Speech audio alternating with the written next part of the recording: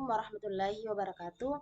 Perkenalkan, nama saya Jusmawati dengan NIM 6090123014. Di sini saya akan menjelaskan mengenai biografi Ibnu Al-Nafis. Siapa sih Ibnu Al-Nafis itu?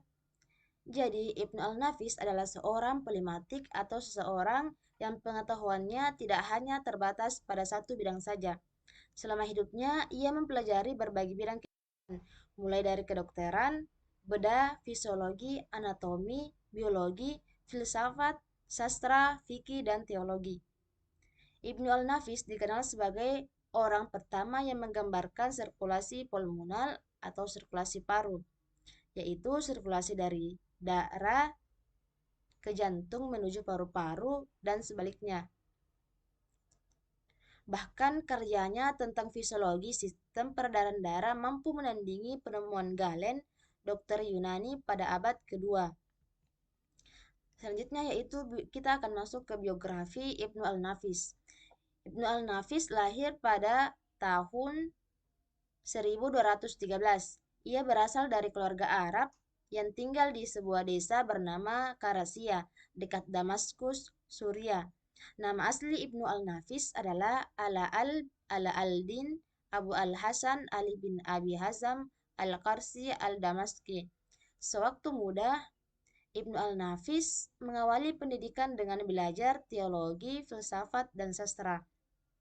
Kemudian, saat menginjak 16 tahun, ia mulai belajar tentang kedokteran di Rumah Sakit Nuri di Damaskus selama sekitar 10 tahun. Pada tahun 1236, Ibnu Al-Nafis bersama beberapa rekannya dipindahkan ke Mesir atas perintah Sultan Al-Kamil dari dinasti Ayyubiyah. Ibnu Al-Nafis diangkat sebagai seorang dokter kepala di Rumah Sakit Al-Naseri yang dibangun oleh pendiri dinasti Ayyubiyah. Di rumah sakit tersebut, ia juga mengajar dan belajar ilmu pengetahuan selama beberapa tahun. Sebagian besar hidup Ibnu Al-Nafis dihabiskan di Mesir sebagai seorang dokter yang profesional. Ia pun sempat menyaksikan beberapa peristiwa bersejarah seperti jatuhnya Baghdad ke tangan bangsa Mongol dan bangkitnya dinasti Mamluk.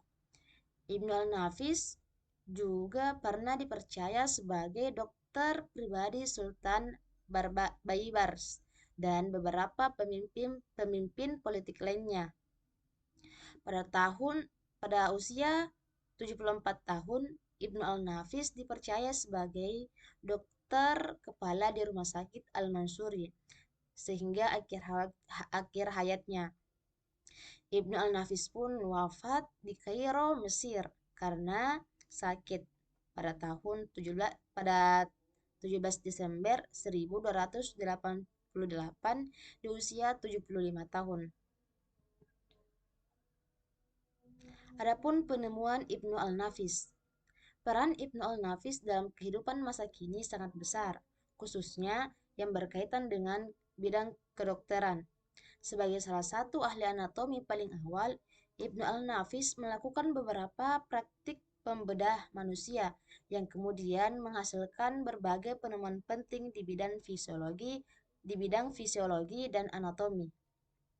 Adapun penemuannya yaitu yang pertama, sirkulasi paru.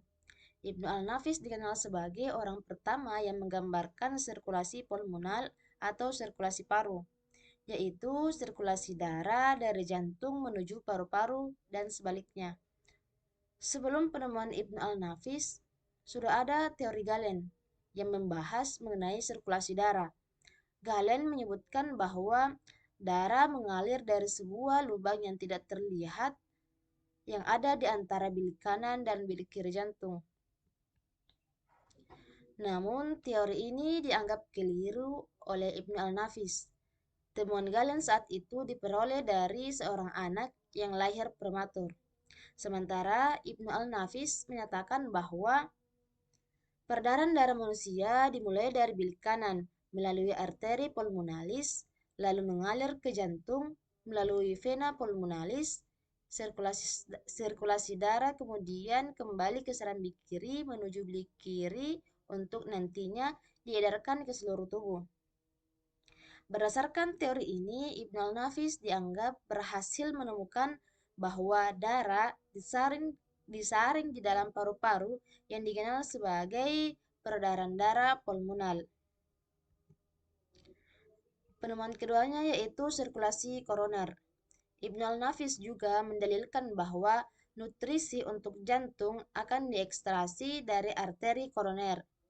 Ibnu al-Nafis kembali menyatakan bahwa teori yang menyebutkan bahwa darah yang ada di sebelah kanan untuk menyehatkan jantung tidaklah benar. Karena makanan untuk jantung adalah dari darah yang mengalir melalui pembuluh yang menembus tubuh jantung. Berkat penemuan besarnya ini, Ibnu al-Nafis dijuluki sebagai bapak fisiologi peredaran darah atau sirkulasi. Adapun karya Ibnu al-Nafis di bidang kedokteran, jumlah buku yang ditulis oleh Ibnu al-Nafis diperkirakan lebih dari 110 jilid. Beberapa karya ternama Ibnu al-Nafis adalah yaitu The Comprehensive Book on Medicine, yang kedua Commentary on Anatomy in Ibnu Sina's Canon, yang ketiga Commentary on Hippocrates Nature of Man, dan yang keempat yaitu Commentary on Endymius.